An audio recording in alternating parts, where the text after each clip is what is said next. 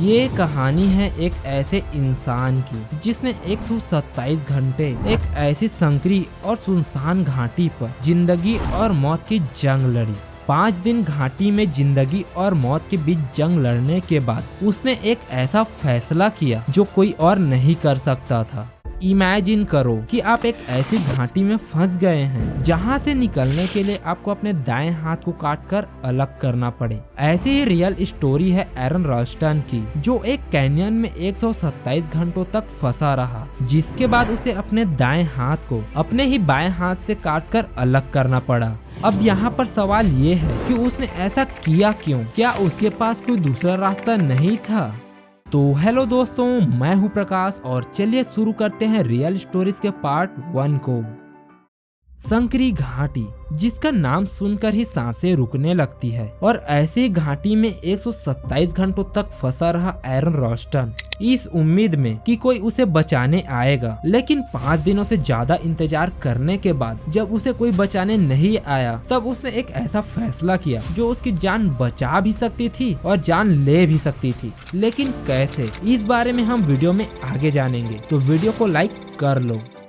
26 अप्रैल 2003 सुबह का टाइम था जब एरन रल्स्टन ने ब्लू जॉन कैनियन यूटा में अपना सोलो हाइकिंग करने का फैसला किया। वैसे तो एरन रल्स्टन एस्पेन कोलोराडो में रहता था, लेकिन उसने हाइकिंग करने के लिए अपने घर एस्पेन कोलोराडो से लगभग 300 माइल्स यानी 485 किलोमीटर दूर ब्लू जॉन कैनियन यूटा में हाइकिंग के लिए गया। जब वह हाइकिंग के लिए गया तब वह 27 साल का था। वह एक माउंटेन क्लाइंबर और एडवेंचरस लाइफ जीने वाला इंसान था। उसने इस हाइकिंग से पहले भी कई सारी हाइकिंग कर रखी थी। एरन ने इस हाइकिंग से पहले कोलोराडो के 59 माउंटेन्स के पीक पर सक्सेसफुली हाइकिंग किया था। एरन इस बार भी इसी उम्मीद और कॉन्फिडेंस के साथ गया था कि वह इस बार भी सक्सेसफुली हाइकिंग कर लेगा, लेकिन उसने सोचा भी नहीं था कि उसके साथ ऐसा हादसा हो जाएगा। एरन सुबह के टाइम अपने घर से निकला, लेकिन उसे कैनियन पहुंचते पहुंचते दोपहर हो गया। ब्लू जॉन कैनियन को देखने पर ऐसा लगता है कि मानो हम किसी और ही दुनिया में आ गए हैं। एरन ने कैनियन पहुंचकर अपना सफर शुरू किया। वह पहले तो छोटी छोटी जगहों और घाटियों को एक्सप्लोर करता रहा। इसी दौरान वह कैनियन में नीचे उतरने का सोचता है, और जब वह उतरने के लिए बड़ा सा पत्थर का सहारा लेता है तभी वह पत्थर सरक जाता है, जिसके बाद एरन और पत्थर एक साथ घाटी में गिर जाते हैं, जिसमें एरन का दायां हाथ कैनियन के दीवार और उस पत्थर के बीच में फंस जाता है। पहले तो एरन को कुछ समझ नहीं आता कि उसके साथ हुआ क्या, लेकिन जब वह उस पत्थर और अपने हाथ को देखता है तब वह रियलाइज करता है कि वह कितनी बड़ी प्रॉब्लम में फंस चुका है। जिसके बाद वह उस पत्थर को हटाने की कोशिश करने लगता है, लेकिन वह पत्थर जरा भी नहीं हिलता। आपको बता दूं कि उस पत्थर का वजन लगभग 800 पाउंड यानी 385 किलो से ज्यादा था। एरन ने मदद के लिए चिल्लाया भी, लेकिन वहाँ उसका आवाज सुनने वाला और उसका मदद करने वाला कोई नहीं था। एरन ने एक बड़ी गलती यह भी किया था कि उसने इस हाइकिंग के बारे में किसी को नहीं बताया था, जिसकी वजह से कोई नहीं जानता था कि एरन कहाँ है। लेकिन अब आप लोगों को तो पता है कि एरन कहाँ है, तो इसी बात पे चैनल को सब्सक्राइब कर लो। एरन वहां से निकलने के लिए घंटों से ट्राई कर रहा था, और वह उस पत्थर को हटाने के लिए अपना सारा ताकत भी यूज कर रहा था, लेकिन वह पत्थर कहाँ हिलने वाला था। थक हार कर एरन ने अपना हाइकिंग बैग चेक किया। उसने इस हाइकिंग के दौरान 350 ml पानी और थोड़ा सा खाना, एक हाइकिंग रॉब, गाने सुनने के लिए हेडफोन, हाइकिंग को रिकॉर्ड करने के लिए एक कैमरा और एक मल्टी टूल जिसमें एक नाइफ और प्लास था, लेकर गया था।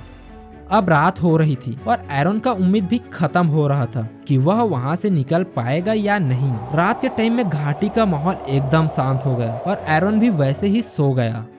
सुबह हुई और एरन ने फिर से उस पत्थर को हटाने के लिए अपना ताकत लगाना शुरू किया। वह बस यह चाहता था कि वह पत्थर किसी भी तरह से उसके हाथ से हट जाए, जिसके लिए एरन ने सबसे पहले अपने साथ में लाए रस्सियों से उस पत्थर को हटाने की कोशिश की। लेकिन जब पत्थर नहीं हटा तो उसने उसके पास रखे मल्टी टूल के चाकू से उस पत्थर को काटने की कोशिश की, लेकिन वह चाकू इतना मजबूत नहीं था कि वह उस पत्थर को काट सके। और उस पत्थर के न कटने के पीछे एक वजह यह भी था कि एरन उस पत्थर पर अपने दाएं हाथ के सहारे वार कर रहा था। लगातार पत्थर पर हमला करने की वजह से चाकू का धार भी खत्म हो गया। साथ ही एरन का खाना और पानी भी खत्म हो रहा था। दिन भी खत्म हो रहा था और एरन इस इंतजार में था कि कोई उसे बचाने आएगा। वह इंतजार करता रहा और फिर से शाम हो गई। अब एरन को वहाँ फंसे हुए 25 घंटों से भी ज्यादा हो गया था। तभी एरन को अपना कैमरा याद आया और एरन उस कैमरे को ऑन करके रिकॉर्डिंग करना शुरू कर दिया, जिसमें उसने अपनी सभी चीजें रिकॉर्ड करी।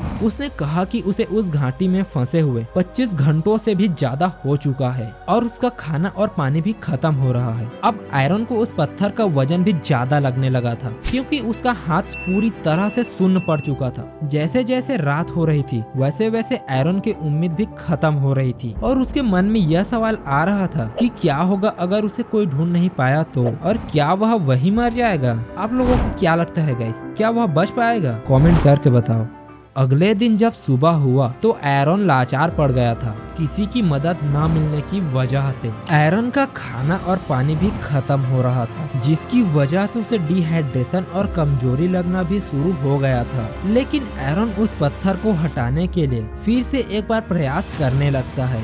एरन इस बार उस पत्थर को हटाने के लिए रस्सी को अलग ही तरीके से पत्थर पर फंसाता है और ट्राई करने लगता है। वह हर तरीके से उस पत्थर को हटाने का ट्राई करता है, लेकिन उसका कोई भी असर नहीं होता। एरन डिहाइड्रेशन की वजह से कमजोर पड़ रहा था, उसकी मांसपेशियां भी दर्द कर रही थी और ऐसे ही यह दिन भी खत्म हो गया। जब अगले दिन की शुरुआत हुआ तो एरन का शरीर कमजोर पड़ गया था, जिसकी वजह से एरन अब गिव अप कर रहा था, क्योंकि उसके पास अब न तो खाने के लिए खाना था और न ही पीने के लिए पानी। एरन का शरीर अब पूरी तरह से कमजोर पड़ चुका था, लेकिन उसका दिमाग अभी भी तेजी से काम कर रहा था। एरन को जब प्यास लगने की वजह से डिहाइड्रेशन होने लगा, तब वह अपने डिहाइड्रेशन को खत्म करने के लिए अपने ही पेशाब को पी गया। एरन फिर से किसी के वहाँ आने के इंतजार में लग जाता है। पूरा दिन बस वह यह सोचने लगता है कि कोई उसे बचाने जरूर आएगा। जिसके बाद उसे हेल्यूसिनेशन होना भी शुरू हो गया। उसे सपने आना भी शुरू हो गया, जिसमें से एक सपना ऐसा था जिसने एरन को वहाँ जिंदा रहने और वहाँ से बाहर निकलने के लिए मोटिवेट किया। सपने में उसने देखा कि वह वहाँ से बाहर निकल गया है और वह अपने बच्चे के साथ खेल रहा है। जब एरन का सपना खुला तो उसके अंदर वहाँ से बाहर निकलने का जोश आ गया,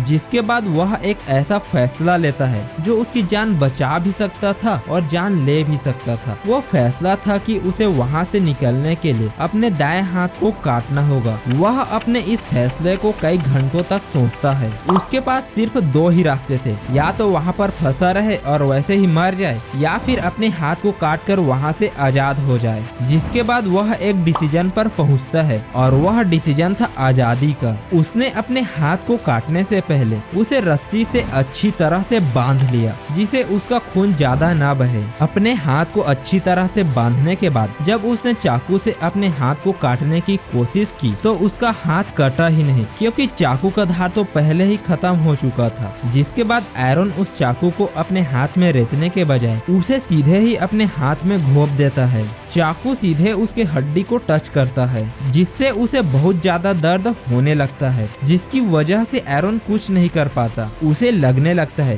कि अब वह वहीं मर जाएगा। जिसके बाद एरन ने कैनियन के दीवार पर अपना नाम और अपना डेट ऑफ बर्थ लिख दिया और ऐसे ही एक बार फिर रात हो गई और एरन दर्द की वजह से सो गया।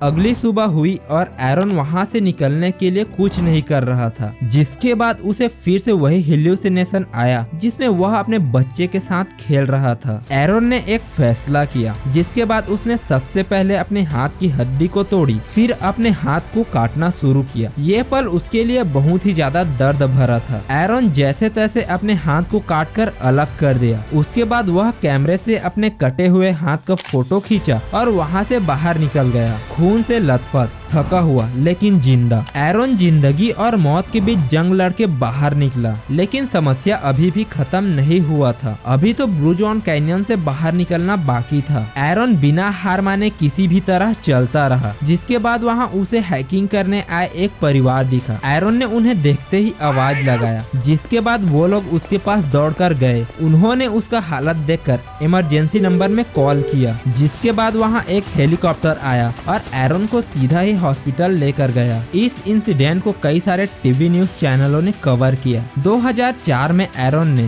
Between a rock and a hard place नाम से अपना एक बुक भी पब्लिश किया, जिसमें उसने अपना सारा दुख और दर्द को बताया था। और 2010 में एरन की इस सच्ची घटना के ऊपर एक मूवी भी रिलीज की गई, जिसका नाम 127 आवर्स था। तो आप लोगों को यह रियल स्टोरी कैसा लगा? और अगर आप लोग जानना चाहते हैं कि इंडिया में लव मैरिज सक्सेस क्यों नहीं होती, तो अभी इस वीडियो में क्लिक करो, इस वीडियो को लाइक, चैनल को सब्सक्राइब और किसी वीडियो का टॉपिक कमेंट जरूर करें।